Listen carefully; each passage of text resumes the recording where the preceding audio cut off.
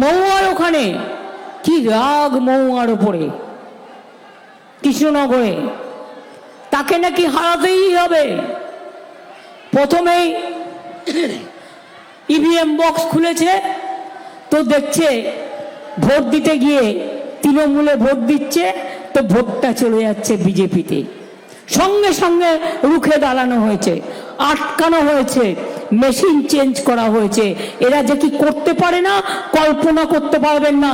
এরা জানে এরা হারছে, তাই লাস্ট মোমেন্টে শেষ কামড় দেওয়ার জন্য ইভিএম মেশিন যেখানে থাকবে যাতে কোনো রকম লাইট অফ করতে না পারে, কোনো রকম মেশিন বদলাতে না পারে। এটা কিন্তু যারা অর্গানাইজার আছেন তাদেরও দায়িত্ব, পুলিশেরও দায়িত্ব। মানুষ ভোট দেবেন, তার ভোটটা যেন সযত্নে রক্ষা হয়। এবার বলি কি হচ্ছে। দেখুন, আগের বার আমরা জানতাম মোদি আসছে, তার আগের বারও একটা আজ করেছিলাম মোদিবাবু আসছেন। আমরা অটল বিহারী বাজপেয়ীজি তাকে শ্রদ্ধা করতাম।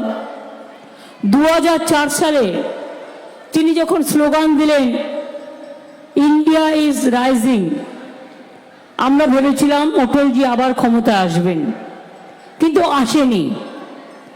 আলটিমেটলি প্রধানমন্ত্রী হয়েছিল মনমোহন সিং, সবাইকে মিলিয়ে মিশিয়ে।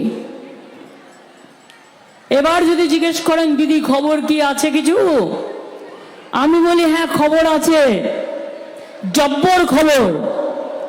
খবরটা কি না, তো এবার হাওয়া বদল হচ্ছে।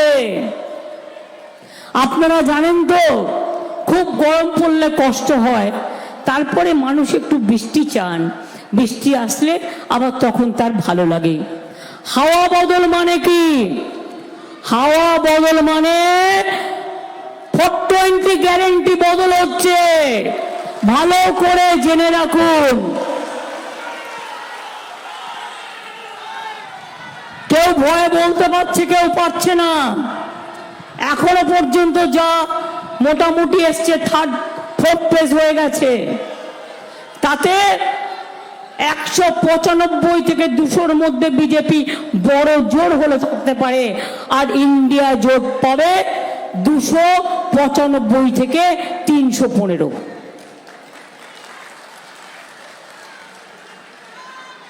অর্থাৎ বলে বেড়াচ্ছে ইসবার 400 পার, আমি বলি ইসবার পগার পার। এতনা ঝুঠা বলা,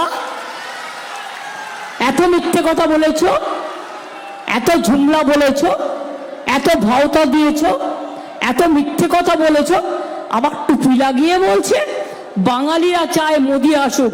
বাঙালিরা কেউ চায় না, তুমি তো কলঙ্ক। সারা দেশে দেশের ইচ্ছে মতো লোক তার খাবার খায়, আমাদের কোনো আপত্তি নেই, যে যে খাবার ভালোবাসে খেতে পারে। 80% লোক ননভেজও খায়, বলছে মাছ খাবে না, মাংস খাবে না, ডিম খাবে না, তো কি খাবে? ব্যাঙের ছাতা? ব্যাঙের ছাতার দাম কত জোগাড় করে দিতে পারবে? ব্যাঙের ছাতা তো তোমরাও খাও, তাই তো, তা আবার ভেজের মধ্যে পড়ে। তো আমরা যদি সবকিছু খেতে পারি, তোমরা কেন আমাদের খাবারে হাত দেবে? আমি শুনলাম সংখ্যালঘুরা ভোট দিতে গেছে উত্তরপ্রদেশে, এমনকি মেয়েদের বোরখা খুলে দেখা হচ্ছে সত্যি সত্যি সে মেয়ে কিনা। অত্যাচার করা হচ্ছে, এসব মানব না। তাই সিদ্ধান্ত নিতে হবে। এনআরসি চান, যদি না চান তাহলে নো মোদি, নো বিজেপি।